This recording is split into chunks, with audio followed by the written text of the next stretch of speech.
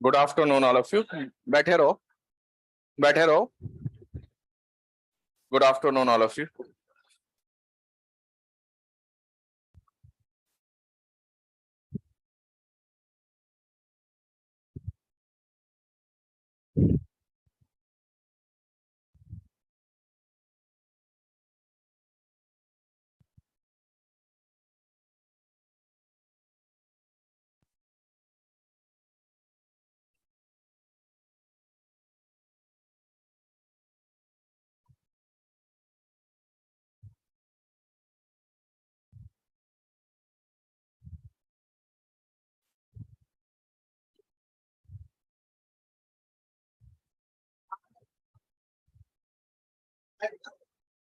तो ये ई cross B था, ई क्रॉस बी था।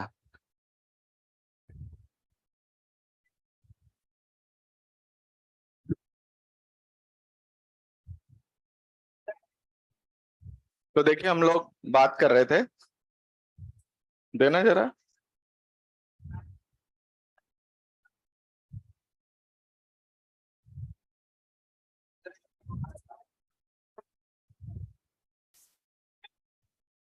देखिए हम लोग शैडो पे बात कर रहे थे। तो शैडो कहाँ पे जनरेट होता है? जब नो लाइट रीजन क्रिएट हो। तो देखिए शैडो को भी दो पार्ट में क्लासिफाई किया गया है। जैसे कि इस पे क्वेश्चंस तो बहुत कम होते हैं, बट थोड़ा सा अंडरस्टैंडिंग होनी चाहिए आपके पास। जैसे सपोज यहाँ पर एक स्क्रीन रख देते हैं। स्क्रीन आप समझ गए किस लिए दे रहे हैं? शैडो फॉर्मेशन के लिए। चलिए मान लीजिए मैंने आपको एक स्क्रीन दे दिया और यहाँ पे दो बल्ब जला देते हैं। एक बल्ब ये है और एक बल्ब सपोज ये है आपके पास, ज्यादा दूर हो जाएगा, यहीं जला देते हैं। एक बल्ब यहाँ पर है, एक बल्ब यहाँ पर है। दोनों बल्ब जल रहे हैं। दोनों कैसे सोर्स हैं? पॉइंट सोर्स के लिए आप सीख चुके हो कि वो लाइट को यूनिवर्स में डाइवर्ज करता है। तो अब आपको दिख रहा है कि दोनों लाइट सोर्स से लाइट कहाँ गिरेगी? इस सरफेस पे गिरेगी। क्लियर? यानी अभी आपका स्क्रीन चमक रहा है दोनों की लाइट से। अब ऐसा करते हैं, एक ऑब्स्टेकल रखते हैं। Suppose this is the obstacle. Obstacle मतलब कोई बॉडी हो सकती है, कोई ऑब्जेक्ट हो सकता है। तो हमने ये एक ऑब्स्टेकल रख दिया, ठीक है। अब जैसे ही इस ऑब्स्टेकल को रखेंगे तो सिचुएशन क्या है आपको पता है ना, बिना इसके दोनों की लाइट गिर रही थी।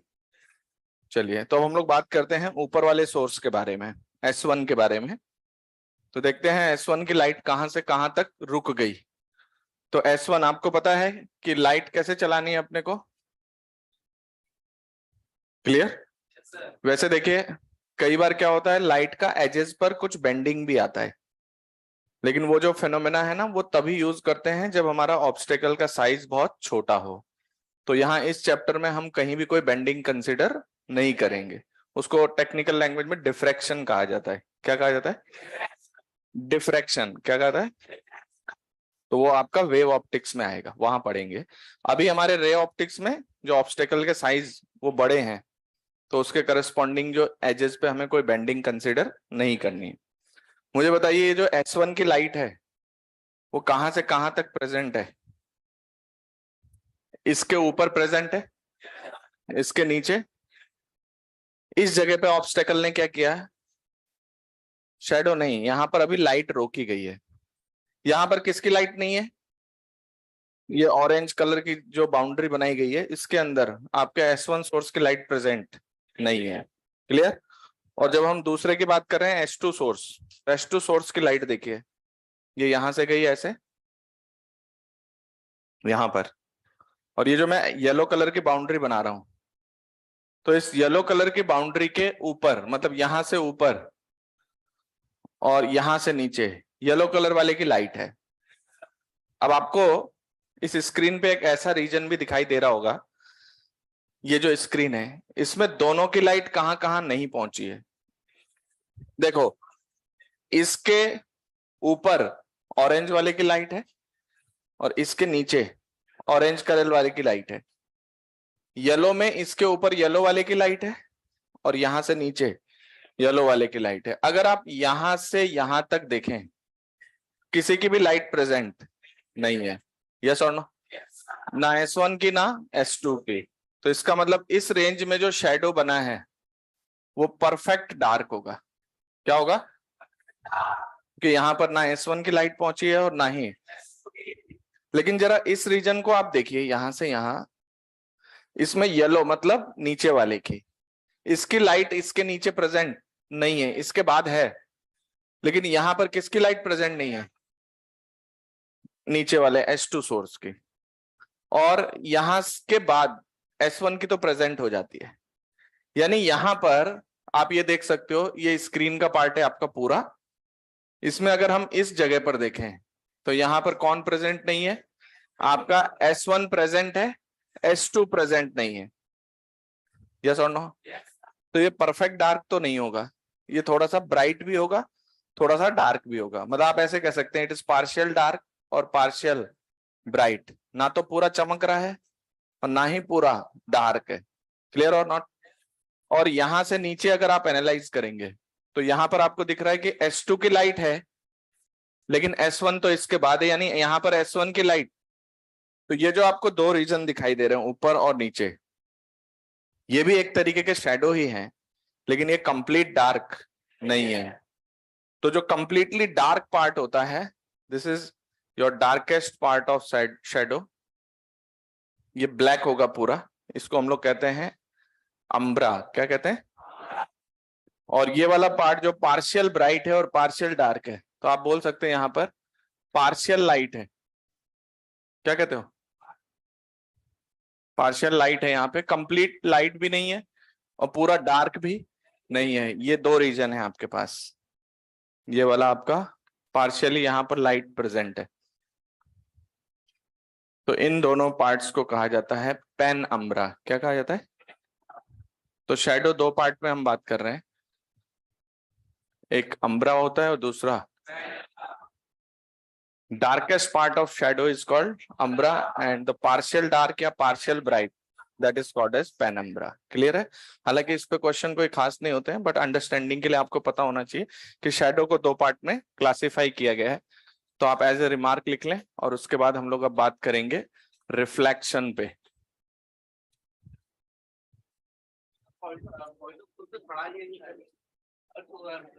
ज्यादा अगर बढ़ाएंगे ना, तो अगर, वही तो मैंने कहा, अगर किसी की भी लाइट नहीं पहुंचे किसी रीजन में तो वो क्या होगा? नहीं, किसी की भी नहीं पहुंचे तो अम्ब्रा होगा, और किसी की अगर पहुंच गई और किसी की नहीं पहुंची तो पेनम्ब्रा। बस ये दो ही क्लासिफिकेशन है। ऐसा कोई वो शेडो का पार्ट ही नहीं है। स्क्रीन तो चमक ही रहा है, वहां पे पहले भी चमक रहा था, अभी भी। हाँ, परसेंटेज मतलब उसके लिए हमें बहुत सारी इंफॉर्मेशन गिवन होनी चाहिए, तो उसके लिए इंटीग्रेशन वगैरह बना सकते हैं, बट ऐसे नहीं पूछा जाता है। क्लियर? लेकिन अगर मान लीजिए कोई मैथमेटिकल फंक्शन प्रिपेयर किया जाए तो फिर एनालाइज हो सकता है। उसके लिए क्वेश्चन की डिजाइनिंग वैसी होनी चाहिए। इतना समझ में आ गया सबको? तो अभी तक आप एक लॉ के बारे में देखा आपने कि in a homogeneous medium light travels in straight path, और स्ट्रेट पाथ पे चलते हुए कोई ऑब्स्टेकल आ जाता है जहां पर लाइट पास नहीं कर सकती है, तो वहां पर नो लाइट या लेस लाइट रीजन प्रिपेयर होता है, उसमें स्क्रीन रखने पे शैडो का फॉर्मेशन होता है।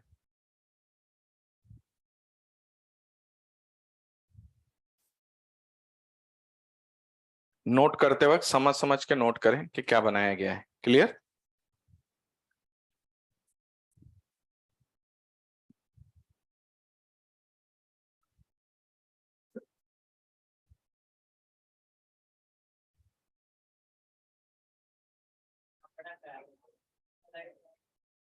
ऊपर वाले में आप इधर देखिए, ये वाला जो पेनम्ब्रा वाला पार्ट है ना, इसमें आप देखिए S2 का लाइट इसके बाद है, यानी यहां पर S2 का लाइट नहीं है, तो यहां S1 का है और यहां पर S2 का है।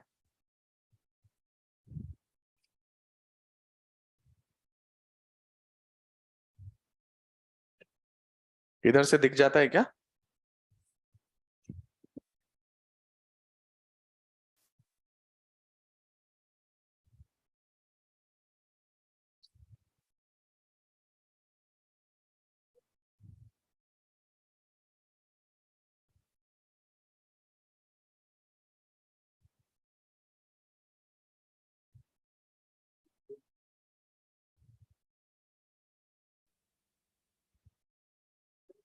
इतना समझ आ गया?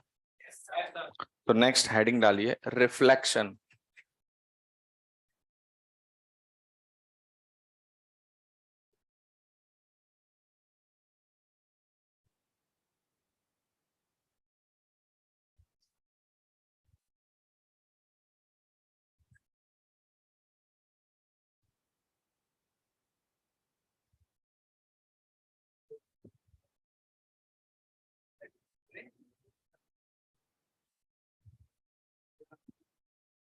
क्लियर? अब देखिए आपने क्या प्रॉपर्टी पढ़ा कि in a homogeneous medium light किस पे ट्रेवल करता है? स्ट्रेट पाथ पे। तो डेफिनेटली जब मीडियम चेंज होगा तो वहां पर कुछ फेनोमेनास होते हैं। तो सबसे पहली बात, जब रिफ्लेक्शन फेनोमेना की बात की जाती है तो लाइट एक ऐसी बाउंड्री पे गिरना चाहिए जो दो मीडियम को सेपरेट करती हो। किसको सेपरेट करती हो? मैंने मीडियम कैसे क्लासिफाई किया था? डिफरेंट मीडियम उनको कहा जाता है जिनमें स्पीड ऑफ लाइट डिफरेंट हो। तो जैसे दो मीडियम है, जैसे मान लीजिए अभी आप लोगों ने चश्मा पहना हुआ है, तो चश्मे का जो ऊपर वाला सरफेस है, लाइट ऐसे आ रही है, एयर से आ रही है, और ये अंदर किस में घुसेगी? ग्लास में। समझ आई बात? तो ये बाउंड्री किसको बता रहा है? एक ऐसी बाउंड्री जो दो मीडियम को क्या कर रही है? सेपरेट कर रही है। समझ आई बात? जैसे आप पानी का सरफेस देखते हो, तो लाइट ऊपर से आ रही है, पानी के सरफेस पे गिरी, तो पानी का सरफेस जो है वो दो मीडियम को सेपरेट कर रहा है, एयर को और वाटर को। तो ये दोनों मीडियम में स्पीड ऑफ लाइट से क्लासिफाई किया जाता है कि अगर दोनों मीडियम में स्पीड ऑफ लाइट सेम नहीं है तो दे आर डिफरेंट मीडियम। तो अब ये कहा जाता है कि when light fall on a boundary which separates two medium. जैसे सपोज ये आपका एक बाउंड्री है, तो ये आपका मीडियम 1 और ये क्या है?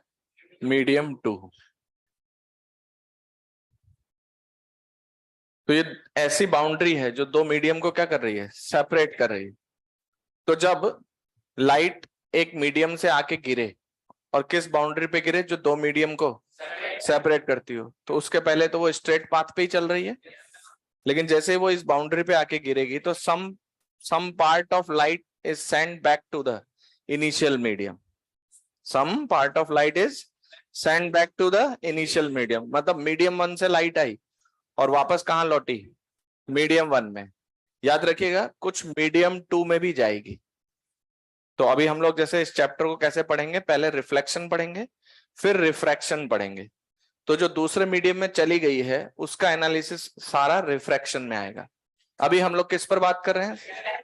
Reflection. That means some part of light is send back to the initial medium. This phenomena is called. अब रिफ्लेक्शन होने पे रिफ्लेक्शन का लॉ क्या है कि भाई लाइट, हम लोग अभी जो बात करेंगे वो बात करेंगे रे ऑफ लाइट के पाथ पे क्या असर पड़ा। तो थोड़ा बहुत आप लोगों ने भी सुना होगा कि एंगल आई होता है, कुछ एंगल आर होता है। तो उस वो पूरा लॉ का पार्ट है। तो पहले डेफिनेशन लिखिए रिफ्लेक्शन का। लिखो when light fall on a boundary, when light fall on a boundary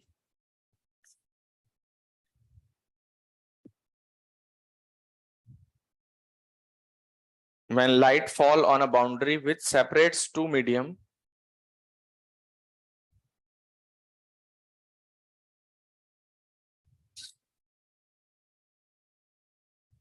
then some part of light, then some part of light sent back to the initial medium. Some part of light sent back to the initial medium. This phenomena is called reflection. This phenomena is called reflection. ठीक है? तो अभी हमारा focus सिर्फ किस पे रहने वाला है? रिफ्लेक्शन पे। हाँ, ब्लैक बॉडी का क्या मीनिंग है? ब्लैक बॉडी तो एक ऐसा सरफेस है जिसपे सारे गिराओगे तो सभी एब्जॉर्ब कर लेती हैं और वो परफेक्ट एमिटर भी होती हैं। वो आपने हीट 1 में पढ़ा होगा। यस और नो? यहाँ उसकी बात नहीं हो रही बेटा, यहाँ पर हम किसकी बात कर रहे हैं? दो मीडियम सेपरेट हो रहे हैं। Black body is different aspect, वो तो अलग चीज है, उसके बारे में हम बात नहीं कर रहे हैं अभी। क्लियर? अब देखिए मीडियम 1 है, मीडियम 1 से लाइट आई और वापस कहाँ चली गई, या मान लो ऐसा हो कि मीडियम 2 से आए और सीधा वापस मीडियम 2 में चली जाए, इस फेनोमेना को क्या बोलते हैं? जैसे आप लोग जब भी रिफ्लेक्शन सुनते हो ना तो आपके दिमाग में मिरर का ख्याल आता है ना? तो मिरर है, लेकिन रिफ्लेक्शन जो जनरल फेनोमेना है ना, वो हर उस जगह पे होता है जहां पर दो मीडियम सेपरेट होते हैं। बात समझ गए? मिरर में क्या होता है, हम लोग जैसे एक सरफेस पॉलिश कर देते हैं, हाईली रिफ्लेक्टिंग बना देते हैं, तो वो मैक्सिमम पोर्शन ऑफ लाइट को क्या करता है, रिफ्लेक्ट करता है। बात समझ गए? लेकिन रिफ्लेक्शन फेनोमेना जब आप किसी को बताएंगे तो आप कहेंगे when light fall on a boundary which separates two medium then some part of light is send back to the initial medium, this phenomena is called reflection. अब हमारा फोकस कहां पर है कि रिफ्लेक्शन में रे ऑफ लाइट पे क्या असर पड़ता है। तो याद रखिएगा ये जो मैं बता रहा हूं ये लॉ ऑफ नेचर है, हम इसको क्रिएट नहीं कर रहे हैं, मतलब मैं आपको समझा रहा हूं, उसको एज इट इज आपको एक्सेप्ट करना है क्योंकि ऐसा होता है। तो हमें क्या पता चला पता है, जब हम लाइट गिरा रहे हैं तो we are only discussing about the ray of light. तो ये रे जो है ऐसे एरो लगा हुआ है तो ये इंसिडेंट रे है। क्या है? अब ये जिस पॉइंट पे आके गिरी है उस पॉइंट पे आपको नॉर्मल ड्रॉ करना है। तो जैसे ये सरफेस है तो इसका नॉर्मल ये ड्रॉ कर दिया हमने, दिस इज व्हाट, नॉर्मल। तो ये लॉ क्या कहता है पता है, जैसे आपके पास इंसिडेंट रे है और ये नॉर्मल है, तो अब जो रिफ्लेक्टेड रे पता है किधर जाती हुई नजर आती है, वो इसका और इसका जो प्लेन बनता है, इंसिडेंट रे और पॉइंट ऑफ इंसिडेंस पे नॉर्मल, इन दोनों का जो प्लेन है रिफ्लेक्टेड रे इसी प्लेन में जाती है।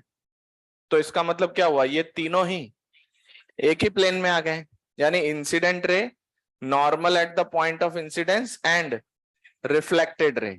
तो ये आपका हुआ 1 मिनट इंसिडेंट रे। जब कुछ एक्सप्लेन कर रहे हैं तो बहुत ध्यान से सुनो, है ना, क्योंकि सारा कॉन्सेप्ट इन्हीं में होता है। तो ये हमें लॉ ऑफ नेचर, लॉ में मिला है, मतलब हम इसमें कुछ भी ऐड नहीं कर रहे हैं, जैसा होता है वही आपको बता रहे हैं। तो this is your incident ray and this is called as reflected ray. तो पहला पॉइंट तो ये मिला कि at the point of incidence पर नॉर्मल ड्रॉ करें आप, और इंसिडेंट रे और रिफ्लेक्टेड रे ये तीनों ही एक ही प्लेन में होते हैं। पहली बात तो ये, यानी इन तीनों का प्लेन एक ही है। और दूसरा, इंसिडेंट रे का नॉर्मल के साथ जो एंगल बनता है उसको एंगल ऑफ इंसिडेंस कहा जाता है। नॉर्मल का रिफ्लेक्टेड रे से जो एंगल बनता है उसको एंगल ऑफ रिफ्लेक्शन कहते हैं। तो आई जो है, 1 मिनट जल्दीबाजी नहीं, एंगल ऑफ इंसिडेंस, समझ आई बात? तो ये कहां से लिखा जा रहा है, कहां से मेजर हो रहा है, नॉर्मल से इंसिडेंट रे के बीच का angle, that is called as angle of, and this is angle of, तो small r is the angle of reflection. ठीक है, ये पॉइंट आ गया। तो यहां से हमारे पास जो बेसिक फंडामेंटल है वो कह रहा है कि angle I is equal to angle R, ऐसा ही होता है। मतलब इंटरेस्टिंग बात है कि एक तो तीनों एक ही प्लेन में है, और दूसरा एंगल ऑफ इंसिडेंस और एंगल ऑफ रिफ्लेक्शन ये दोनों इक्वल होते हैं। बात समझ गए? अब जैसे आप देख रहे हो यहां पर आपने नॉर्मल ड्रॉ किया है तो ये दोनों एंगल बराबर आ रहे हैं, ये लॉ का पार्ट है, तीनों एक ही प्लेन में है, ये लॉ का पार्ट है। क्लियर है? अच्छा, यहां पर आपने जैसे ये बाउंड्री को शो किया हुआ है, दिस इज द बाउंड्री, समझ आई बात? तो देखिए ये बाउंड्री का नॉर्मल है, यहां पर क्या बनाया आपने, एक टेंजेंट बनाया। कहां पर, जिस जगह पर लाइट आके गिरी है वहां पे आपने टेंजेंट बनाया है। तो ये वाला जो एंगल है ना, ये वाले, ये भी होंगे तो इक्वल ही, इनको ग्लेंसिंग एंगल कहा जाता है। क्या कहा जाता है? तो G is called as glancing angle. अच्छा, इसको ऐसे बोलते हैं, glancing angle of incidence and this is your glancing angle of reflection. बात समझ गए? तो definitely angle i angle r बराबर है, तो ग्लेंसिंग एंगल भी बराबर आएंगे। तो पहले ये डायग्राम बनाइए, ये लिखे, फिर हम लोग दो स्टेटमेंट लिखते हैं। तो ये आपका कंप्लीट लॉ ऑफ रिफ्लेक्शन है कि जब लाइट रिफ्लेक्ट होती है तो incident ray, reflected ray and the normal at the point of incidence will lie on, and the second one is angle I equals to angle R.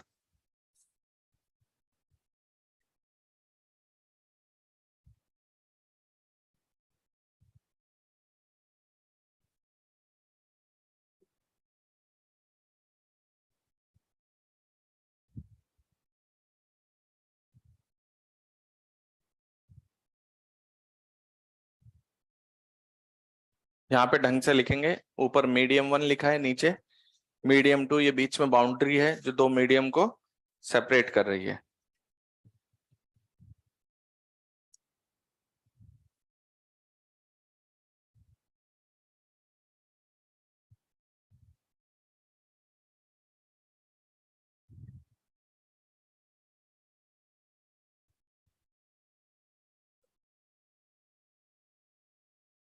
कुछ part of light second medium में भी गई होगी, उसके बारे में हम बाद में बात करेंगे।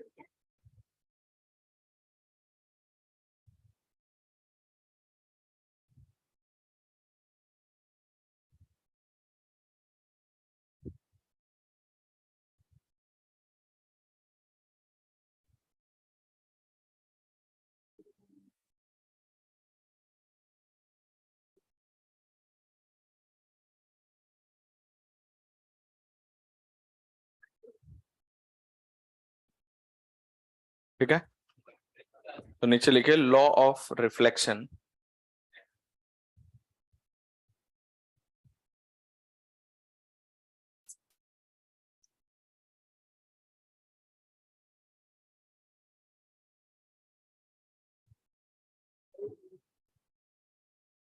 देखिए, रे ऑफ लाइट पे अगर आप एरो नहीं बना रहे हैं, उसका कोई मीनिंग नहीं निकलेगा, तो आप लोग एरो जरूर बनाएं, क्योंकि रे किधर से आ रही है और किधर जा रही है उसके बारे में हमें एनालाइज करना है। तो लॉ ऑफ रिफ्लेक्शन में पहला पॉइंट लिखिए,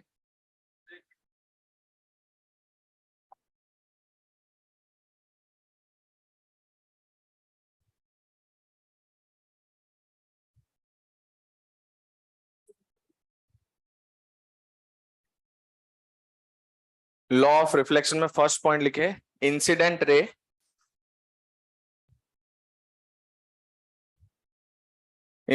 रे comma reflected ray and the normal at the point of incidence and the normal at the point of incidence will lie on same plane,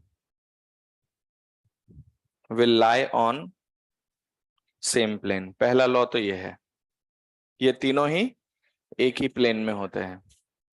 point number 2 लिखिए, angle of incidence is equal to the angle of reflection. Angle of incidence is equal to angle of reflection. तो ये दोनों बातें अगर हमें पता है, यानी हमें लॉ ऑफ नेचर ये पता चल गया कि रिफ्लेक्शन में क्या होता है। एक तो इंसिडेंट, रिफ्लेक्टेड और normal at the point of incidence, ये तीनों एक ही प्लेन में है, और एंगल आई और एंगल आर इक्वल है, तो ये दोनों एंगल बराबर हो गए। एंगल कहां से मेजर हो रहा है? एंगल आई भी नॉर्मल से मेजर हो रहा है, एंगल आर भी नॉर्मल से मेजर हो रहा है। बात समझ गए? अच्छा, ये जो मैंने अभी बाउंड्री बना रखा है, मैंने बाउंड्री को ऐसे फ्लैट बना रखा है, बट ऐसा कोई जरूरी नहीं है। ये जो हमने स्टेटमेंट लिखा है, ये हमने पॉइंट ऑफ इंसिडेंस पे लिखा है। किस पे? जैसे मान लीजिए कि सपोज कोई बाउंड्री ऐसी हो आपके पास, कोई कर्व बाउंड्री भी हो सकती है, तो बाउंड्री कैसी भी हो सकती है। मान लीजिए ये मीडियम 1 है और ये मीडियम 2, तो मान लीजिए कि एक कर्व्ड बाउंड्री है, तो फंडामेंटल अभी भी वैसे ही चलेगा। ये कौन आया? Incident ray. अब यहाँ क्या बनाएंगे आप? नॉर्मल। नॉर्मल कैसे बनाते हैं? पहले टेंजेंट बनाते हैं और उसके परपेंडिकुलर जाते हैं। तो ये क्या बन गया? नॉर्मल। ये टेंजेंट है, ये नॉर्मल है, और यहाँ पर ये रिफ्लेक्टेड। तो आपको पता है कि ये एंगल आई है और ये एंगल, और आर आई के, ये आपका इंसिडेंट रे है और ये रिफ्लेक्टेड रे। तो जो बाउंड्री है वो किसी भी शेप की हो सकती है। आपको उस शेप के ऊपर उस जगह पे जाके क्या बनाना होता है? टेंजेंट, उसके बाद नॉर्मल, और एंगल आई और एंगल आर कहां से लिख रहे हैं हम लोग? नॉर्मल से लिख रहे हैं। तो ये डायग्राम बना लीजिए। आपका सरफेस कर्व्ड भी हो सकता है, सरफेस फ्लैट भी हो सकता है।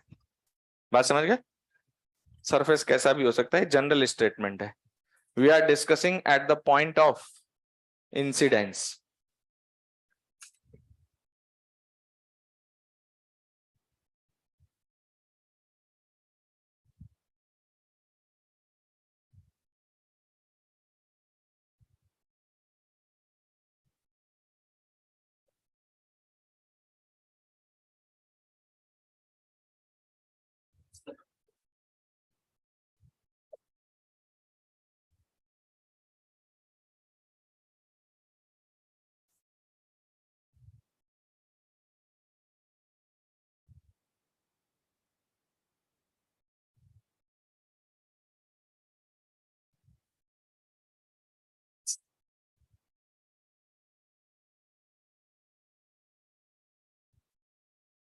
और यही जो वो टेंजेंट ड्रॉ किया ना मैंने, टेंजेंट के साथ जो एंगल है वो ग्लेंसिंग एंगल हो जाएगा। क्लियर? तो बाउंड्री कैसी भी हो सकती है, फ्लैट बाउंड्री भी हो सकती है। और अच्छा, फ्लैट और कर्व्ड बाउंड्री में क्या फर्क है? जैसे अगर हम बात करें कि ये फ्लैट बाउंड्री के हर पॉइंट पे नॉर्मल ड्रॉ करेंगे तो एक ही जैसा दिखेगा, सभी पैरेलल दिखेंगे। लेकिन जो आपकी ये वाली बाउंड्री है, इसका नॉर्मल कुछ इधर है, यहाँ पर नॉर्मल ऐसा है, यहाँ पर नॉर्मल ऐसे सीधा है, यहाँ का नॉर्मल ऐसा है। तो इसका नॉर्मल की डायरेक्शन लगातार अलग अलग पॉइंट पे अलग अलग है। और अगर बाउंड्री फ्लैट है तो हर जगह का नॉर्मल पैरेलल है। बात समझ गए? अब देखिए, जो आप लोग टर्म यूज करते हो मिरर, तो मिरर को हम लोग ऐसे रिप्रेजेंट करते हैं ज्यादातर जब रिफ्लेक्शन में। अभी हम लोग पहले मिरर पढ़ने वाले हैं।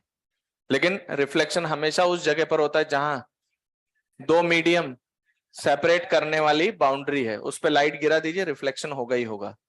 अब जैसे मिरर का रिप्रेजेंटेशन ऐसा है, मतलब जैसे ये मैंने एक सरफेस लिया, ये ऐसे बनाने का मतलब है, ये जो ऊपर वाला फेस देख रहे हैं, इसके ऊपर वाला, ये वाला जो साइड है, ये रिफ्लेक्टिंग फेस है। क्या है? अब जैसे मैं ऐसे फ्लैट बना रहा हूं तो ये प्लेन मिरर है, और यही अगर मैं इसको कर्व्ड कर देता हूं तो वो कैसे मिरर हो जाएंगे? कर्व्ड मिरर हो जाएंगे। जिसमें आपने जैसे कभी सुना हो कॉनकेव मिरर, कॉन्वेक्स मिरर, है ना, 10th में पढ़ा होगा। तो आपके पास ये जो कॉन्वेक्स मिरर और कॉनकेव मिरर है, तो इनके शेप के अकॉर्डिंग वो कॉन्वेक्स हो जाएंगे। और तो हम लोग वैसे शेप तो कैसा भी हो सकता है। हमारे जो सिलेबस का पार्ट है वो एक प्लेन मिरर है, और जो हमारा स्फेरिकल मिरर में जो दो टाइप के होते हैं, कॉन्वेक्स और, उसके बारे में बात करेंगे, स्फेरिकल मिरर्स के बारे में। बात समझ गए? तो ये जो मिरर है, ये मिरर का रिप्रेजेंटेशन ऐसा है। मिरर का मतलब है कि वो मैक्सिमम पार्ट ऑफ लाइट को क्या कर रहा है? रिफ्लेक्ट कर रहा है। समझ आई बात? तो इसको बना लीजिए, ये मिरर का रिप्रेजेंटेशन है। ये मैंने कौन सा मिरर बना रखा है? प्लेन मिरर, फ्लैट बाउंड्री है।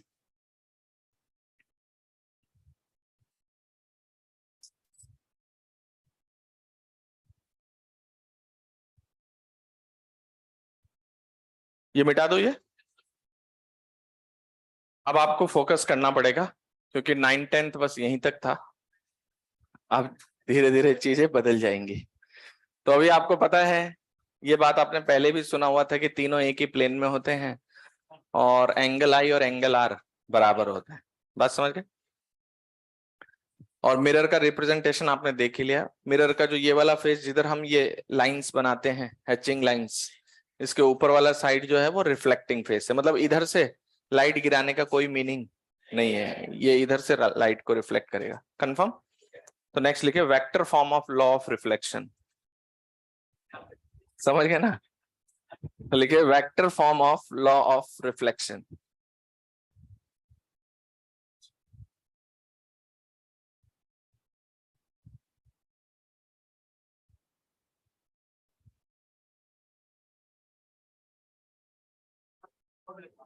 Vector form of law of reflection. अब इधर आपको फोकस करना है। पहले हम कर क्या रहे हैं इसको समझना बहुत जरूरी है। आप अगर सब्जेक्ट को समझते हैं तो प्लस माइनस खुद कर सकते हैं कि क्या होता है, इसलिए अंडरस्टैंडिंग पे ध्यान देना है। देखिए अब मैं आपको एक इक्वेशन ऐसी बताने वाला हूं कि लाइट किस डायरेक्शन से आई और किस डायरेक्शन में जाएगी। तो हम लोग जो वेक्टर फॉर्म में यूनिट जो डायरेक्शन की बात करें तो यूनिट वेक्टर किसको शो करता है, डायरेक्शन को शो करता है। तो मतलब हम आपको एक ऐसी इक्वेशन देने वाले हैं कि अगर आपके पास रिफ्लेक्टिंग बाउंड्री पर नॉर्मल हो और वहां पर आपके पास इंसिडेंट रे का यूनिट वेक्टर हो तो आप डायरेक्ट क्या बता सकते हैं, रिफ्लेक्टेड रे का यूनिट वेक्टर। और यूनिट वेक्टर बताने का मतलब जैसे मान लो इस रूम में मैंने आई कैप जे कैप के कैप का एक कोऑर्डिनेट सिस्टम ऐसे बना के दे दिया। मान लो यहाँ एक बाउंड्री है, उसका नॉर्मल आपको पता चल जाए और आपको पता चल जाए आई कैप जे कैप के कैप में लाइट किस डायरेक्शन से आ रही है, समझ गए ना, तो वो किस डायरेक्शन में जाएगी। तो मुझे बताइए यहाँ पर जो वेक्टर्स होंगे उनका सिर्फ डायरेक्शन मैटर करता है हमारे लिए, मैग्नीट्यूड का तो कोई सेंस यहाँ नहीं है, क्योंकि हमें चाहिए डायरेक्शन, किस डायरेक्शन से लाइट आई और किस डायरेक्शन में गई। बात समझ गए। तो one by one law of reflection के जो भी सारे पॉइंट्स है वो मैं यहां सेटिस्फाई करूंगा। वो कह रहा है कि इंसिडेंट रे, रिफ्लेक्टेड रे और normal at the point of incidence तीनों एक ही प्लेन में होना चाहिए, और एंगल आई और एंगल आर। तो मैं इनको सेटिस्फाई करते हुए आपको बताऊंगा कि रे ऑफ लाइट किस डायरेक्शन में रिफ्लेक्ट होकर जाएगी। बात समझ गए। तो जैसे मान लीजिए कि ये हमारे पास एक बाउंड्री है, ध्यान रखिएगा अगर मैं फ्लैट भी बना देता हूं तो कोई दिक्कत नहीं है क्योंकि हम तो बात कर रहे हैं एक पॉइंट पे, यस और नो। तो मान लीजिए कि लाइट इस पॉइंट पे गिरने वाली है तो ये इसका नॉर्मल हो गया। ये मैंने नॉर्मल की जो डायरेक्शन है ना उसको एन कैप बोल दिया। N cap is the unit vector along the normal. अब आप चाहो तो मिरर बना लो, मुझे कोई दिक्कत नहीं है, बट अब आपको पता होना चाहिए कि रिफ्लेक्शन कहां पर होता है, दो मीडियम को सेपरेट करने वाली बाउंड्री पे। अच्छा ये बताइए अगर ये फ्लैट सरफेस नहीं होता तो ऐसे कुछ मुड़ा होता, बट मैंने उसका नॉर्मल आपको दे दिया, तो आप समझ रहे हैं कि ये कैलकुलेशन एक पॉइंट ऑफ इंसिडेंस पे हो रहा है, हाँ या ना।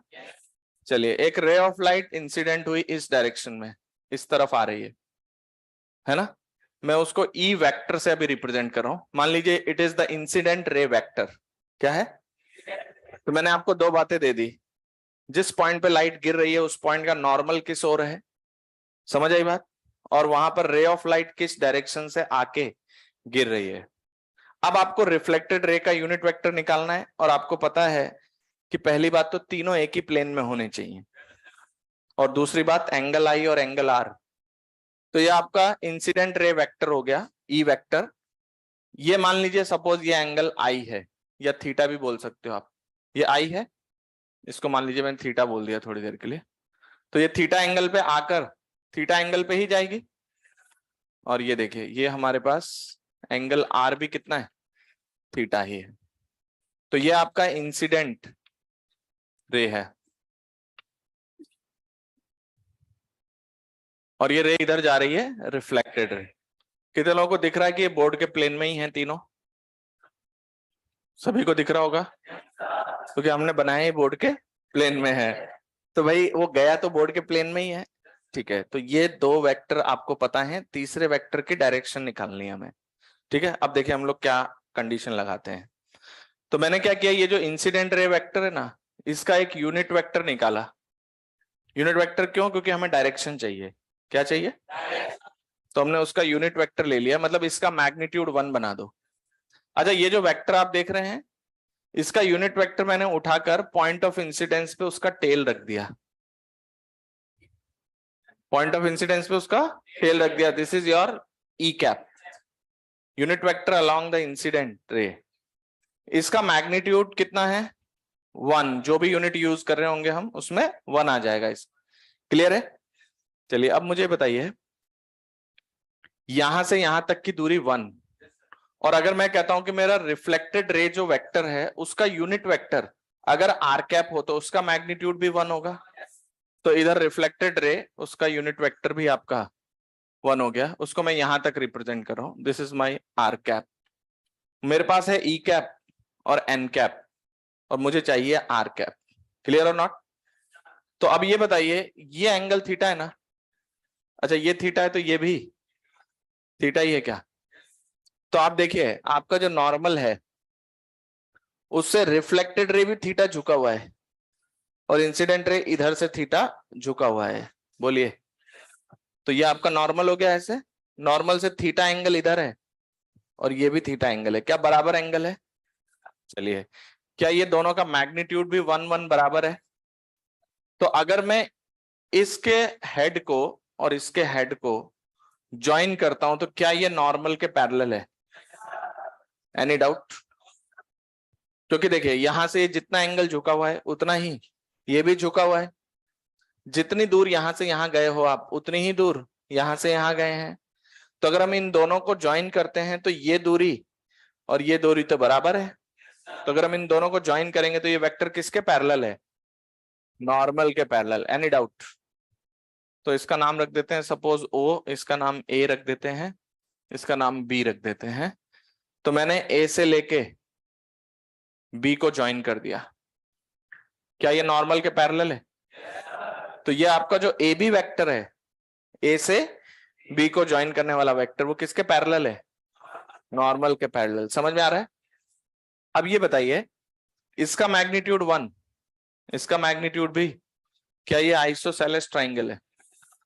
तो अगर ये एंगल थीटा है तो ये भी थीटा होगा और ये भी थीटा होगा।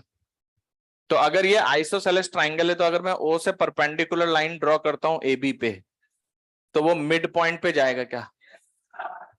और अगर ये 1 है तो 1 का ये एंगल थीटा है ना, तो ये कंपोनेंट 1 cos थीटा आएगा 1, और दिस इज ऑल्सो। आ गया समझ में? तो इसका मतलब मेरे पास ए बी वेक्टर का मैग्नीट्यूड आ गया थीटा के टर्म्स में। यस और नो? तो मेरे पास जो ओ बी वेक्टर है, ओ बी वेक्टर यानी वो ओ बी जो है आपका आर कैप है। बोलिए, ओ ए वेक्टर ई कैप है, और मेरे पास जो ए बी वेक्टर आएगा उसका मैग्नीट्यूड है 2 cos theta and its direction is along N cap. सही बात है? अब इधर देखिए, जो तीनों वेक्टर हैं ये वेक्टर एडिशन के लॉ को फॉलो कर रहे हैं।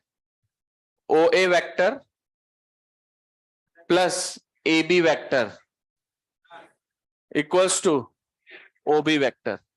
तो your O B vector equals to O A vector plus A B vector. समझ में आ गया?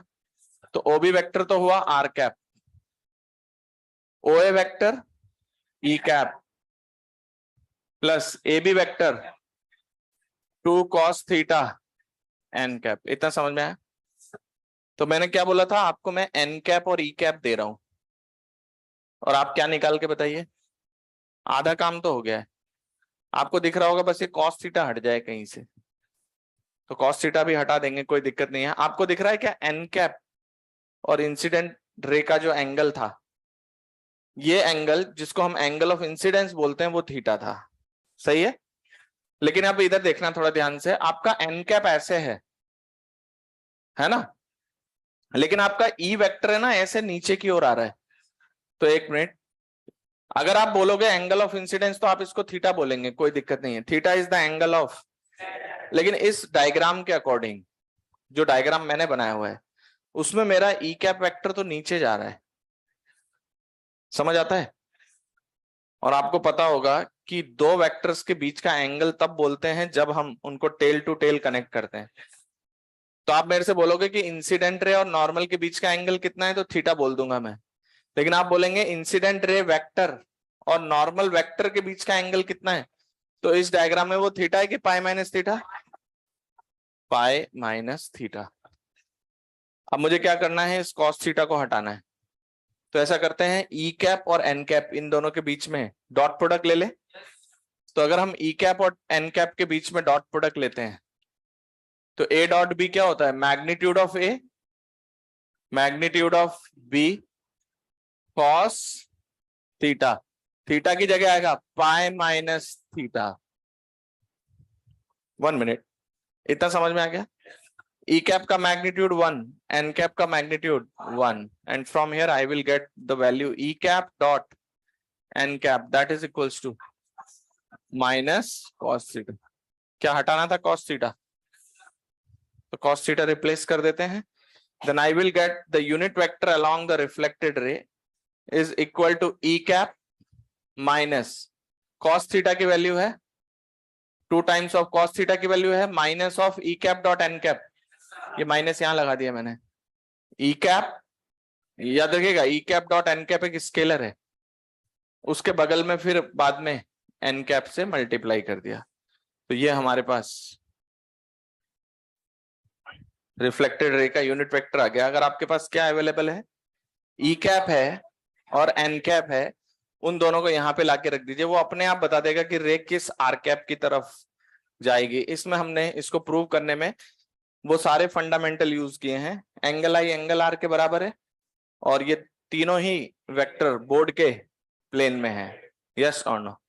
तो याद रखना है ये आर कैप जो है ये unit vector along reflected ray, इधर ई कैप क्या है? Unit vector along incident ray, and n cap is the unit vector along the normal at the point of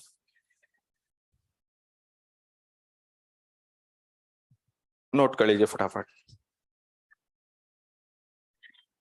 तो this is the vector form of law of reflection, जो कहने सुनने में बहुत अच्छा लग रहा था, भी देखने में अजीब सा लग रहा है। E cap minus 2 times E cap dot N cap into N cap. तो आप मुझे ई कैप बताओ, एन कैप बताओ। अब हम इस फॉर्मूले से डायरेक्ट आर कैप बता सकते हैं। थोड़ा सा फास्ट नोट करेंगे हम लोग। समझ में आ गया? अब जैसे ये डेरिवेशन है, इसमें लॉ का पार्ट हो गया था, अब सारे लॉजिक्स थे। आप देखो, आप यस और नो? मैंने एक एक पॉइंट आपको समझा के लिखा है कि अब क्या करेंगे। फंडामेंटल तो दो ही बातें थी, दोनों को एक प्लेन में रखना है और एंगल आई एंगल आर के बराबर होना चाहिए। उसके बाद मैंने आर कैप निकालने तक 1 बाई 1 स्टेप्स यूज किए हैं। तो आप नोट करते वक्त उनको ध्यान करें वापस से कि क्या क्या लिखा गया है।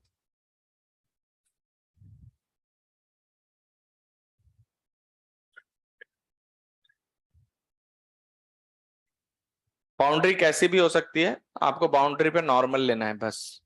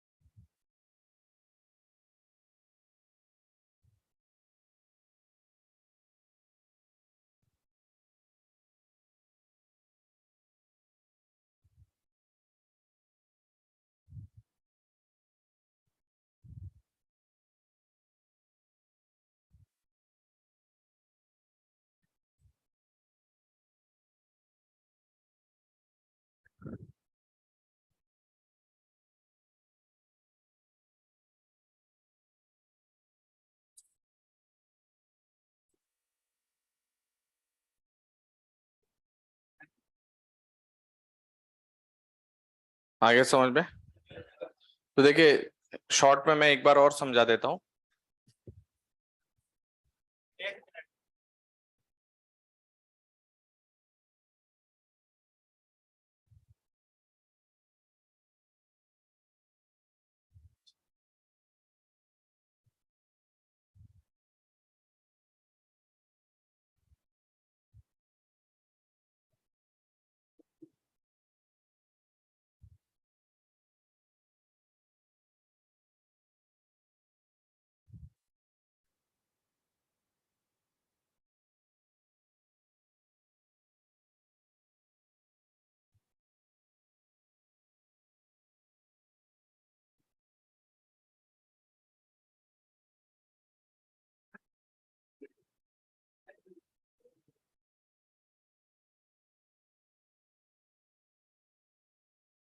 देखिए इधर पहले मैंने क्या किया, इंसिडेंट रे वेक्टर है ना, उसकी तरफ एक यूनिट वेक्टर बनाया, यानी उसका मैग्नीट्यूड हो गया 1।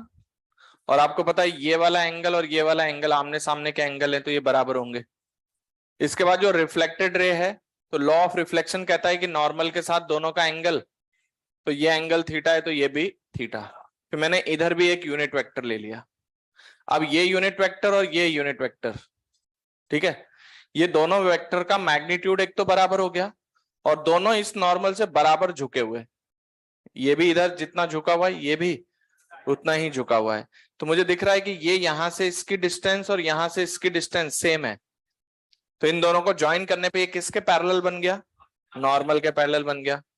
अब नॉर्मल के पैरेलल बनने के बाद अगर मेरे पास ये वेक्टर हो, तो आपको दिख रहा होगा ओ ए वेक्टर के हेड पर ए बी वेक्टर का टेल है। तो इन दोनों वेक्टर को हम वेक्टर एडिशन में हमने रखा हुआ है। तो O A vector plus A B vector equals to O B vector आ गया। तो इन दोनों का वेक्टर एडिशन करने पर ओ बी वेक्टर आ जाएगा। तो पहले हमने वेक्टर एडिशन का फंडामेंटल लगा दिया। तो ये आपका R cap equals to E cap plus, अब ये 2 cos थीटा कैसे आए, इसकी दूरी 1 है। अगर आप cos थीटा लिखते हो तो cos थीटा आता है बेस अपॉन हाइपोटेन्यूज। तो cos थीटा की वैल्यू आएगी, बेस की वैल्यू x मान लो, x अपॉन 1। तो x की वैल्यू आ गई 1 cos थीटा, ये भी 1 cos थीटा और ये भी, यानी कितना हुआ 2 cos थीटा, यानी ए बी वेक्टर का मैग्नीट्यूड भी आ गया, that is 2 cos theta. And this vector is parallel to normal, तो दिस इज एन कैप। अब हमें रिप्लेस किसको करना है? cos theta. तो मैंने आपको बताया कि हमारा जो ई वेक्टर है वो नीचे की तरफ है, एन वेक्टर ऐसे है, तो ई और एन के बीच का अगर हम डॉट प्रोडक्ट करते हैं तो ये वाला एंगल आता है, ना कि ये वाला। एंगल ऑफ इंसिडेंस जो है वो इंसिडेंट रे और नॉर्मल के बीच का एंगल है। लेकिन जब इनको वेक्टर बना के बोला जाएगा तब हम किसको बोलेंगे? ये वाला एंगल जो मैंने उधर बनाया हुआ है, ये वाला, ये आपका एंगल थीटा है। तो ये कितना हुआ? दोनों टेल टू टेल कनेक्टेड है, तो मुझे cos थीटा लाना था और एंगल पाई माइनस थीटा दिख रहा है, इसलिए हमने दोनों के बीच में क्या ले लिया? Dot product. डॉट प्रोडक्ट होता है magnitude of A magnitude of B cos theta. यहां से cos थीटा की value minus E cap dot N cap आ गई, और हमने यहां पर cos थीटा की वैल्यू सब्स्टिट्यूट कर दी। क्लियर है? हाँ हाँ। किसका? क्यों? वो तो क्वेश्चन बताएगा आपको कि नॉर्मल क्या है, या अगर आप नॉर्मल खुद से सेलेक्ट करते हो तो आप रख दीजिए, उससे कोई फर्क नहीं पड़ेगा, अपने आप आ जाएगा। नहीं नहीं बेटा, E cap dot N cap minus cos theta के बराबर है। तो अब हमने यहां से कॉस थीटा को रिप्लेस करके क्या रख दिया? Minus E cap dot. तो यहां पर जो वैल्यू दिख रही है ना कॉस थीटा, ये minus E cap dot N cap के बराबर होगी, ये कहना चाह रहा हूं मैं। तो अगर हम आपको ई कैप दे देते हैं और एन कैप दे देते हैं तो आप वेक्टर एनालाइज कर सकते हो आर कैप। तो क्वेश्चन लिखिए, लिखो, on a plane mirror, on a plane mirror, question है, on a plane mirror whose normal is along whose normal is along I cap plus j cap, whose normal is along I cap plus J cap, and a ray of light is incident,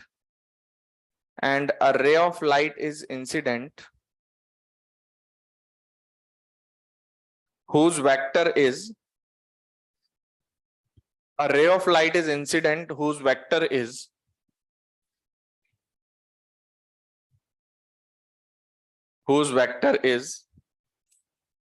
I cap plus J cap plus K cap,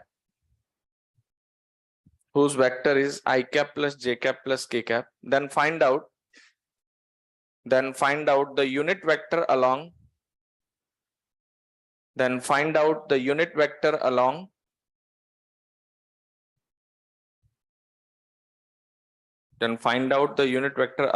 reflected ray. क्या question इसी पर based है? तो आपको क्या दिया हुआ है पता है? एन वेक्टर दिया है, ना कि एन कैप, क्योंकि एन वेक्टर मैंने दिया है I cap plus J cap, और आई कैप प्लस जे कैप तो यूनिट वेक्टर नहीं है। इसका मैग्नीट्यूड कितना है? √2, √1² + 1² √2। तो एन वेक्टर दिया है, ना कि एन कैप। तो पहला काम होगा आपको क्या निकालना? N cap. N cap is N vector upon magnitude of N. This would be your I cap plus J cap upon √2। पहला पॉइंट आ गया। दूसरा उन्होंने हमें बता दिया incident ray vector, that is your I cap plus J cap plus K cap. ये भी unit vector नहीं है, देखिए इसका मैग्नीट्यूड भी √3 है, √1 + 1 + 1। Then what is your E cap? That is E vector upon magnitude of E. E vector है I cap plus J cap plus K cap upon √3। अब मेरे हिसाब से क्वेश्चन तो आपको पता ही है, ई कैप और एन कैप मिल गया, तो अब आपको ये डायरेक्ट फॉर्मूला यूज करना है। What is your R cap? E cap -2 times of E cap dot N cap into N cap. बस इस फॉर्मूले में रख दो, ये अपने आप ले आएगा। तो इसमें देखिए ई कैप और एन कैप है ना आपके पास, बस इन दोनों का डॉट प्रोडक्ट भी चाहिए। तो इन दोनों वेक्टर्स का पहले हम लोग अलग अलग डॉट प्रोडक्ट कर लेते हैं। तो पहले बताइए ई कैप डॉट एन कैप कितना आएगा? तो ये रहा ना, ई कैप है आपके पास आई plus J plus K upon √3। इसका डॉट प्रोडक्ट आएगा आई cap plus J cap upon √2। ये आ रहा है आई डॉट आई, और जे डॉट जे 1 हो जाएगा, के वाला पार्ट 0 हो जाएगा। तो ये आएगा 2 बाय √3 इंटू √2, यानी ये आ गया √2 बाय √3। यही है ना, ई कैप डॉट एन कैप आ गया। अब ये आने के बाद बस मुझे कुछ नहीं करना है, इस फॉर्मूले में रखना है। What is R cap? That is E cap कितना है? I plus J plus K upon √3 minus of 2 times E cap dot N cap √2/3, और उसके बगल में कौन है? N cap. एन कैप है I cap plus J cap by √2, और आपको दिख रहा होगा √2 से √2 कैंसिल आउट हो गया। एंड सॉल्व करने पर यहां से 1/√3 कॉमन ले ले, तो 1/√3 कॉमन लेने पे आ जाएगा आपके पास, that would be R cap equals to 1/√3 common ले लेते हैं। इधर देखिए आई कैप का कोएफिशिएंट 1 है, इधर आई कैप का कोएफिशिएंट है -2, this would B minus I cap, और इधर 1 -2 माइनस जे कैप प्लस के कैप। तो this is your unit vector along reflected ray. तो ये क्वेश्चन सिर्फ इस बात पे था कि अगर आपको फॉर्मूला पता है तो आप कर सकते हैं। बात समझ गए? तो वो फॉर्मूला याद रखना है सबको। आर कैप और ई कैप और एन कैप के बीच का ये रिलेशन होता है, ये जो हमने लिखा हुआ है, this one. Okay.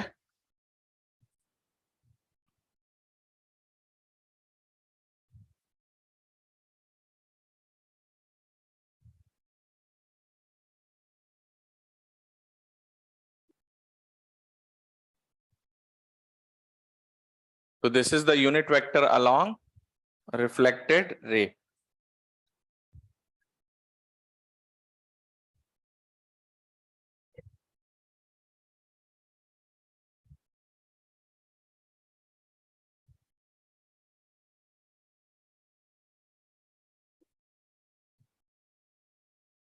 Simple maths में रखा है बस हमने, और कुछ भी नहीं किया है।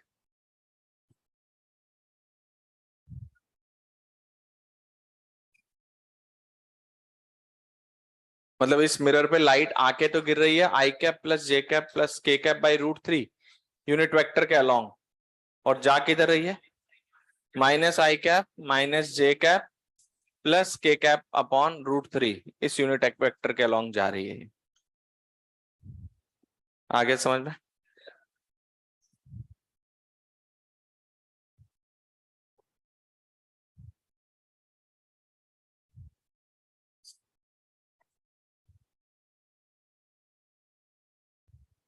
ठीक है, एक क्वेश्चन लिखिए।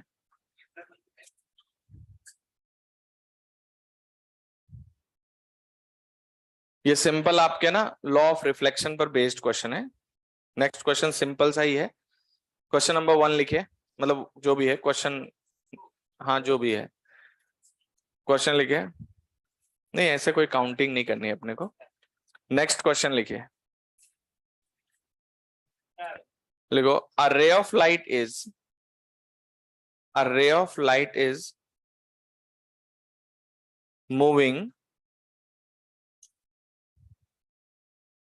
moving at an angle 20 degree with horizontal. A ray of light is moving at an angle 20 degree with horizontal, मतलब जैसे horizon होगा उससे कितने एंगल पर रे ऑफ लाइट चल रही है 20 डिग्री पे। ठीक है, लिखिए it is found that after reflection from a plane mirror, it is found that after reflection from a plane mirror,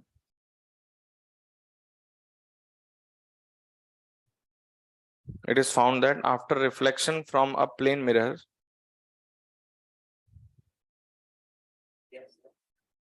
the ray of light moves vertically upward. The ray of light moves vertically upward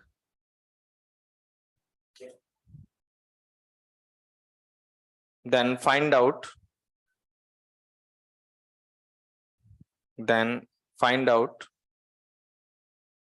the angle made by plane mirror with horizontal. Then find out the angle made by plane mirror with horizontal. देखिए हमारे पास एक plane mirror है ना, और एक रे of light किधर आ रही है at an angle 20 degree with horizontal. अब याद रखना, अब ये क्वेश्चन 30 डिग्री पे हो जाए 40 डिग्री पे हो जाए तो अपने आप एनालाइज कर सकते हो। तो मैं आपको बताता हूं कैसे करेंगे। तो मेरे पास दो केस हैं क्या, अगर एक रे ऑफ लाइट आ रही है तो इसने बोला हॉरिजॉन्टल से 20 डिग्री पे, तो ये हॉरिजॉन्टल से 20 डिग्री ऊपर भी हो सकता है 20 डिग्री नीचे भी हो सकता है। तो हम लोग केस फर्स्ट लेते हैं। मान लीजिए हमारा फर्स्ट केस ये है, मैंने कहा कि the ray of light is moving in this direction, horizontal से कितना एंगल, चलिए हॉरिजॉन्टल से 20 डिग्री के एंगल पे आ रही है। अब मुझे पता करना है कि भाई मिरर कहां पर होगा। तो पहले आपको क्वेश्चन में क्या दिया हुआ है, रिफ्लेक्टेड रे कहां जा रही है, इट इज मूविंग वर्टिकली। अब कितने लोगों को यह समझ में आ गया कि जो नॉर्मल ऑफ द मिरर है वो इन दोनों के बीचों बीच आएगा। तो ये टोटल एंगल कितना, ये 20, एक मिनट मेरे को बोलने दो, ये कोई बहुत बड़ी बात नहीं है, मुझे बोलने दो। ये 20 डिग्री है और ये 90 डिग्री पे ऊपर जा रहा है तो 70 डिग्री है। तो ये 70 डिग्री जब आ जाएगा ना आपके पास ये वाला एंगल, तो आपको पता है मिरर का नॉर्मल ठीक बीचों बीच आएगा। मिरर का नॉर्मल कहां आएगा, रिफ्लेक्टेड रे और इंसिडेंट रे के बीचों बीच आएगा। तो हमने लगा दिया नॉर्मल। तो जैसे नॉर्मल लगाओगे उसके बाद आपको पता चल जाएगा कि ये एंगल कितना होना चाहिए। This angle is 35 and this is also. अच्छा, जैसे मिरर का नॉर्मल मिल गया तो मिरर कहाँ होगा? जैसे ये मिरर है तो मिरर का नॉर्मल उसके परपेंडिकुलर है, तो मिरर भी तो अपने नॉर्मल के परपेंडिकुलर है, तो इस नॉर्मल के परपेंडिकुलर हम ड्रॉ कर देते हैं। 1 मिनट, याद रखिएगा ज्योमेट्रिकल ऑप्टिक्स में अभी स्टार्टिंग पार्ट में ज्यादातर कंस्ट्रक्शन है, समझ गए? कोई डायरेक्ट फॉर्मूला नहीं आएगा, कंस्ट्रक्शन पे आपको बिलीव करना है, बात समझ गए? तो मैंने क्या बनाया, ये नॉर्मल, और नॉर्मल से 90 डिग्री पे खुद प्लेन मिरर होगा। ये लीजिए, प्लेन मिरर कुछ ऐसे पड़ा होना चाहिए। बोलिए, मुझे बताना है कि भाई प्लेन मिरर हॉरिजॉन्टल से कितना एंगल बना रहा है। तो ये कितना आया? 35। क्या ये 90 है? ये कितना? 55। क्योंकि नॉर्मल से मिरर का एंगल 90 आएगा। ये वाला 35 है तो ये, और अगर ये 55 है तो ये, दिस एंगल इज 35। तो केस फर्स्ट का आंसर हो गया, mirror is making an angle 35 degree with horizontal. पहला केस समझ में आ गया। अब मान लो कहीं क्वेश्चन आता है ये 20 के बजाय क्या हो जाए, 30 हो जाए। 30 हो जाएगा तो ये ऊपर जाएगा, तो ये 60 हो जाएगा, उसके बीचों बीच नॉर्मल डाल देंगे, वहां से सॉल्व कर सकते हो। अच्छा, इसी तरह से अब एक और केस इसमें बन रहा है, क्योंकि क्वेश्चन जिस पैटर्न पर है वो ये कह रहा है कि रे हॉरिजॉन्टल से मूविंग है 20 डिग्री पे, लेकिन उन्होंने ये नहीं बताया कि वो नीचे जा रही है कि वर्टिकली अपवर्ड, तो उन्होंने फिक्स कर दिया कि किधर गई है, रिफ्लेक्ट होके। तो सेकंड केस, अगर ये आपका हॉरिजन है तो रे of light is coming at an angle 20 degree with horizontal, ये ऊपर की तरफ आ रही, पहले नीचे मान लिया था मैंने। Now it after reflection it moves vertically upward, तो रे ऑफ लाइट रिफ्लेक्ट करके ऊपर चली गई। ये रिफ्लेक्टेड रे और ये इंसिडेंट रे। नॉर्मल कहां होता है? इन दोनों के बीच में। ये है 90 और ये है 20, टोटल 110। 110 का half, this is your normal and this angle is 55 और ये भी 55। इतना समझ में आ गया? और नॉर्मल के नॉर्मल कौन होगा भाई? मिरर तो नॉर्मल अपने नॉर्मल के परपेंडिकुलर होगा, दिस इज द मिरर। और मिरर कहां पर है? जो आपने नॉर्मल ड्रॉ किया उसके परपेंडिकुलर, तो this is the location of mirror. अब बहुत फास्ट चल सकते हैं। ये कितना है? 55। ये एंगल टोटल 90 है तो ये 30, और अगर ये 35 है तो ये आपका 55। तो आपके दो आंसर हो गए। पहले का केस का आंसर है angle made by mirror with horizontal is 35 degree, and second one is this is 55 degree.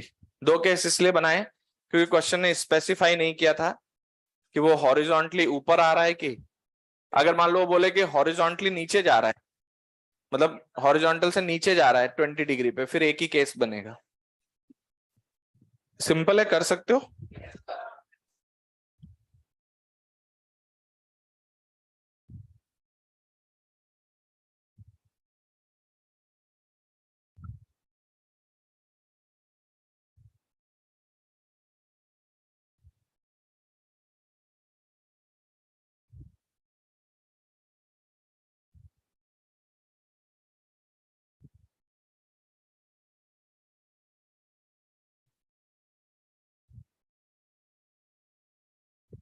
देखिए मैंने क्वेश्चन में क्या लिखाया था, किसी ने कहा है क्वेश्चन रिपीट करने के लिए। A ray of light is moving at an angle 20 degree with horizontal. It is found that after reflection from a plane mirror, the ray of light moves vertically upward. Then find out the angle made by plane mirror with the horizontal. बहुत simple question है। पहले आप incident और reflected मिल जाए तो बीचों बीच क्या आ जाएगा? नॉर्मल आ जाएगा, और नॉर्मल के परपेंडिकुलर मिरर होता है।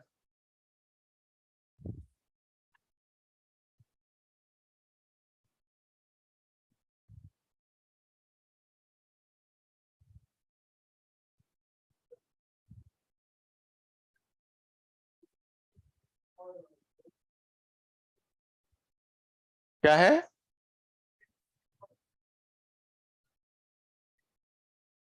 क्या?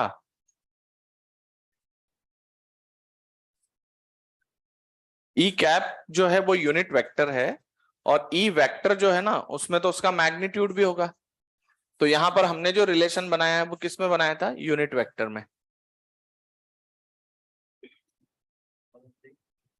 जो आपका इंसिडेंट रे वेक्टर है उसके मैग्नीट्यूड का कोई मीनिंग नहीं है, तो आपको वेक्टर से क्या उठाना था? सिर्फ डायरेक्शन उठाना था।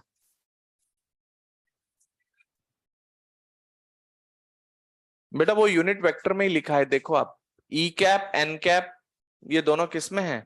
यूनिट वेक्टर में ही है।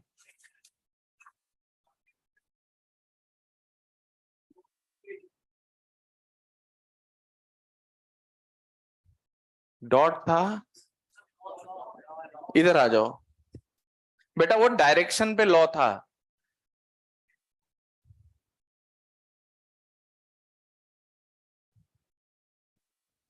क्या कहना चाह रहे हैं आप? ये यूनिट वेक्टर पे भी लगेगा।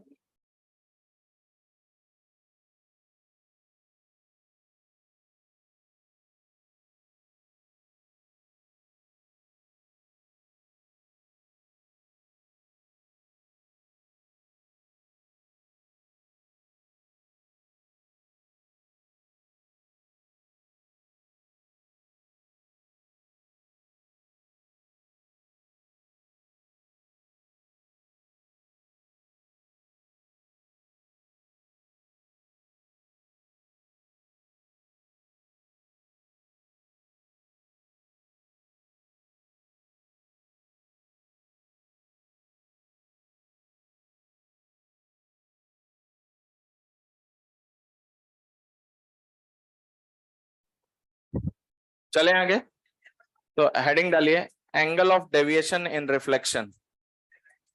Angle of deviation in reflection.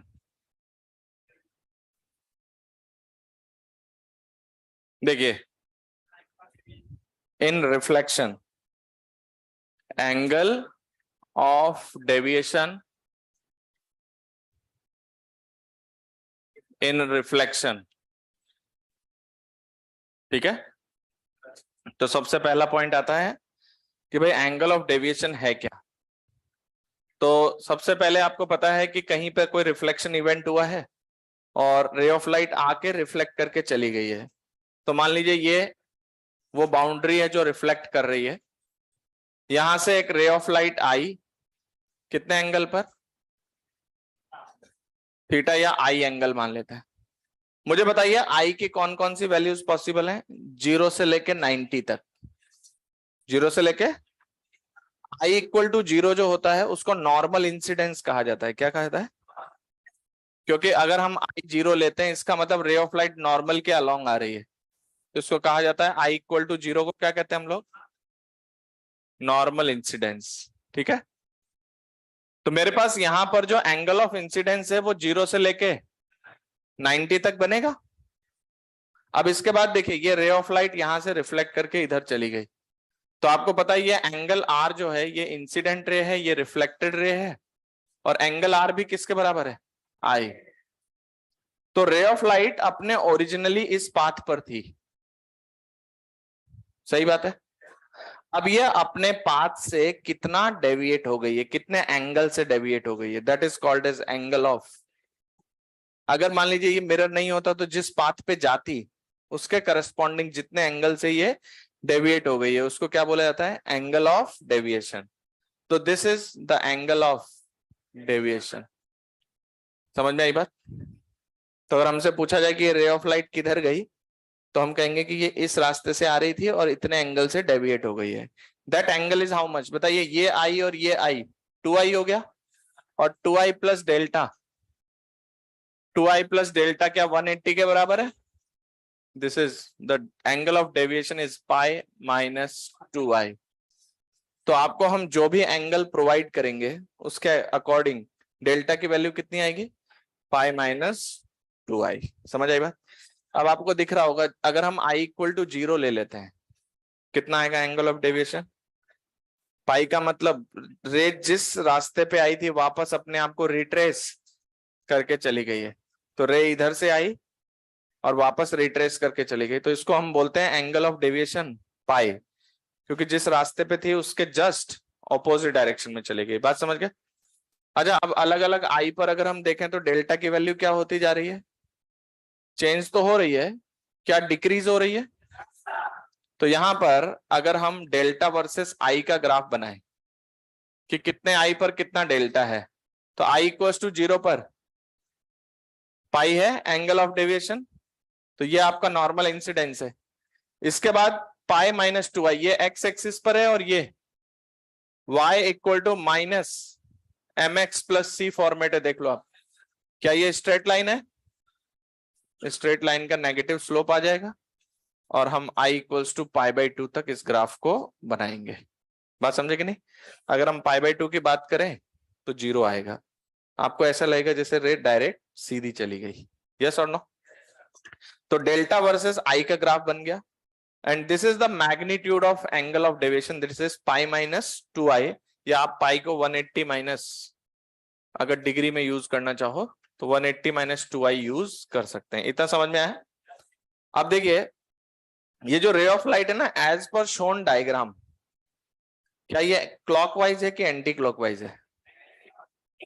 इस डायग्राम के अकॉर्डिंग तो ये जो डेविएशन है ना, जब हम आगे क्वेश्चंस करेंगे तो कई बार जब डायग्राम बना के दिया होता है तो हमें ये भी एनालाइज करना होता है कि क्लॉकवाइज गया कि, तो अगर हम यहां पर देखें कि यहां से ये एंटी क्लॉकवाइज में गया है, तो ये इसका मैग्नीट्यूड है। मैं इसके आगे क्लॉकवाइज एंटी क्लॉकवाइज नहीं लिख रहा हूं, इस डायग्राम के करस्पॉन्डिंग ये किधर है।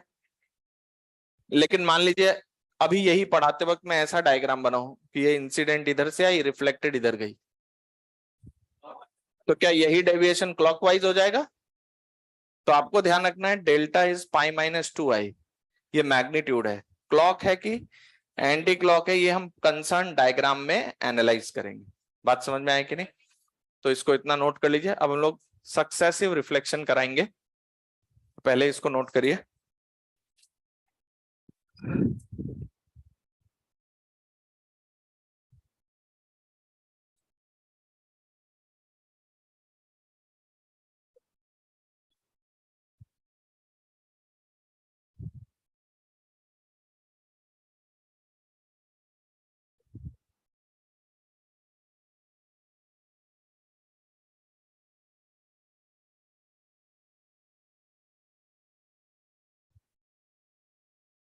एंगल ऑफ डेविएशन का मतलब रे ऑफ लाइट जिस रास्ते पे आई है उससे जितने एंगल से डेविएट हो गई है, that is called as angle of deviation.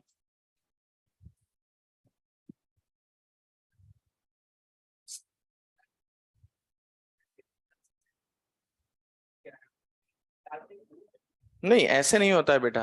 अभी हमारे लिए तो एक ही यूज काफी है कि जेई एडवांस जेई मेंस में आएगा, मेरे लिए तो यही यूज काफी है।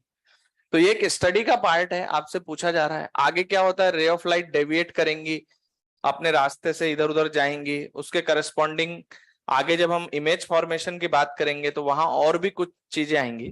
तो 1 बाय 1 हर एक चीज का एनालिसिस है। अगर आपको पता करना हो कि लाइट इधर से इधर आई गई और किसी ने आपसे पूछ लिया कि कितना डेविएट की, तो आप बता रहे हैं कितना डेविएट की। क्लियर है?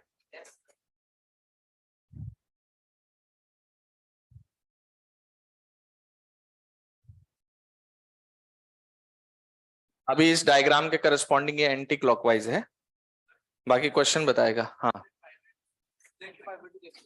एग्जैक्टली पाई बाई 2 नहीं कहना चाहिए, मतलब एग्जैक्टली पाई बाई 2 आपको ऐसा लगेगा कि जैसे वो सीधी चली गई है, उससे कोई फर्क नहीं पड़ा है, उस डेटा पे मत जाओ।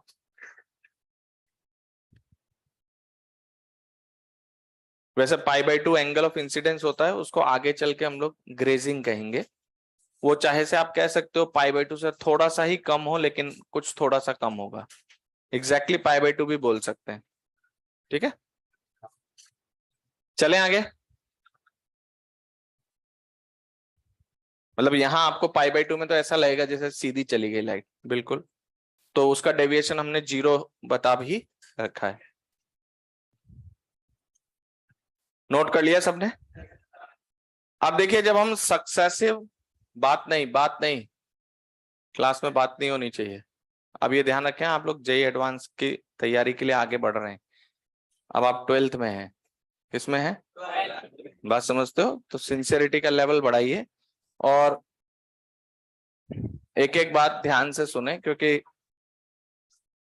एग्जाम आपसे डिमांड करता है कि आप थॉट लगाएं। जेई एडवांस का आप पेपर देखेंगे तो आपको पता चलेगा कि वो आपसे जानना चाहता है कि आप कितना सोच सकते हैं क्वेश्चन के लिए। क्लियर और not?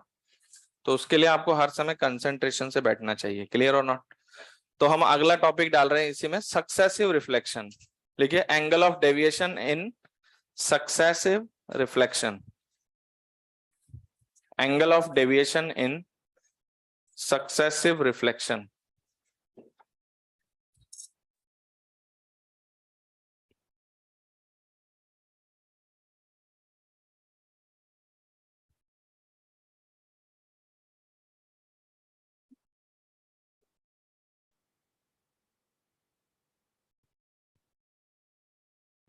Angle of deviation in successive, successive मतलब एक के बाद एक।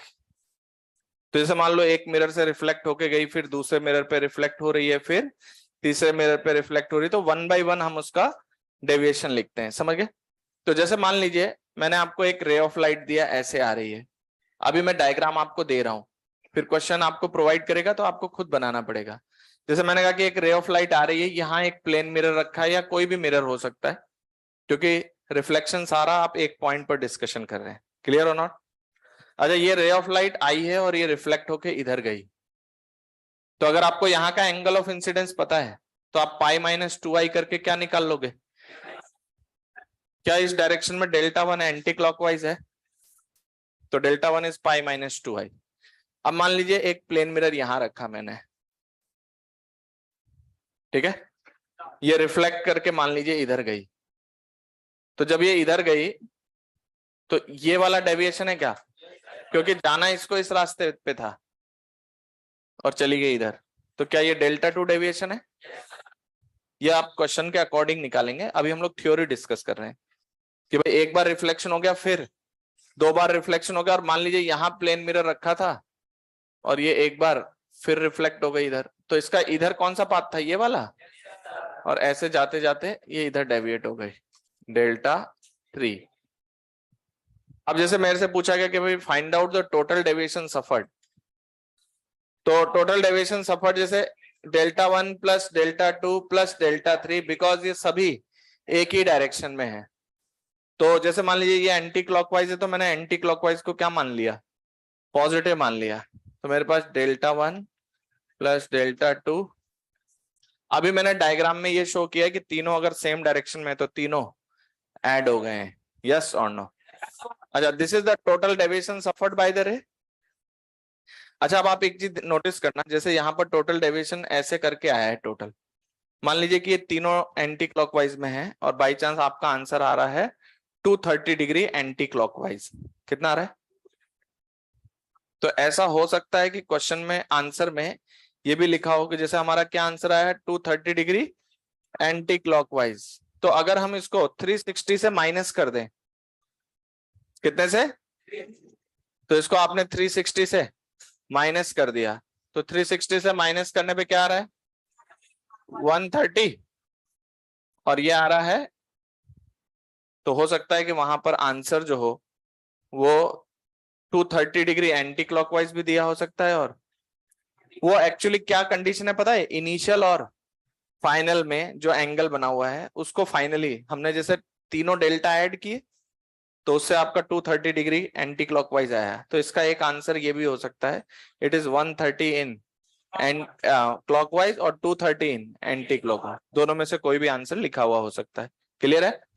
अब ये जो सक्सेसिव रिफ्लेक्शन था, अगर मान लीजिए जैसे ये तीनों एक ही डायरेक्शन में, अब मान लीजिए एक एंटी क्लॉकवाइज हो, दूसरा क्लॉकवाइज हो, फिर तीसरा एंटी क्लॉकवाइज हो, तो हम लोग क्या करेंगे? सेम डायरेक्शन को सेम साइन कंसिडर कर लेंगे। तो बाई चांस मान लीजिए कि ये रे ऑफ लाइट इधर से आई इधर, ये मैंने पहला रिफ्लेक्शन करा दिया, तो पहला रिफ्लेक्शन डेल्टा 1 किस डायरेक्शन में दिख रहा है? मान लीजिए दूसरे में मिरर यहां रखा है, तो ये इधर रिफ्लेक्ट कर गई। तो ये रास्ता ये था इसका ओरिजिनल, और यहां से ये यहां चली गई डेल्टा 2। फिर मान लो यहां से रिफ्लेक्ट हुई और वो इधर गई, तो डेल्टा 3 आ रहा है।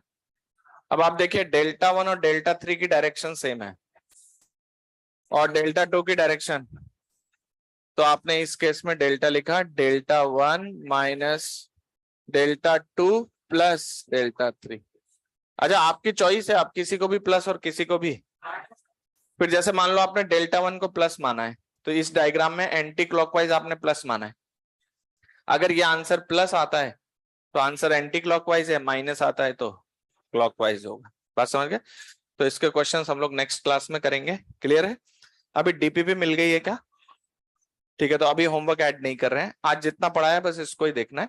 अभी 1-2 लेक्चर लगेगा होमवर्क आने में। Okay, thank you for today.